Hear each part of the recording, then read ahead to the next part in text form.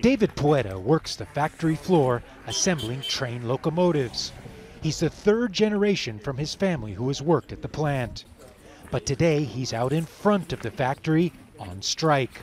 One of more than 1,700 welders and machine operators who are fighting to keep their jobs. We're fighting for America. No longer a race to the bottom. We're tired of it. So we're making a stand right here. The General Electric plant is now under new ownership. Wabtec, a conglomerate that generates $8 billion in revenue, is the new owner. Protesting workers, picketing at all the entrances to the plant, say the new company wants to cut pay for new workers and force overtime, something Wabtec says is standard practice for the industry.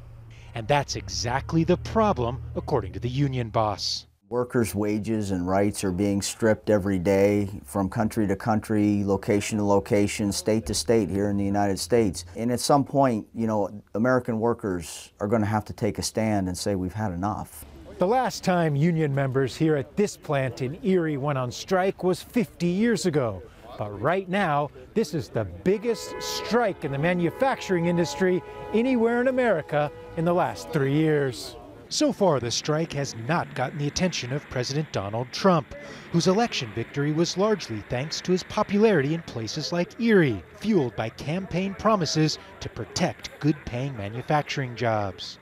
According to a local economist, the number of manufacturing jobs in Erie have been cut in half in the last decade, reflecting a trend in the industry across the United States.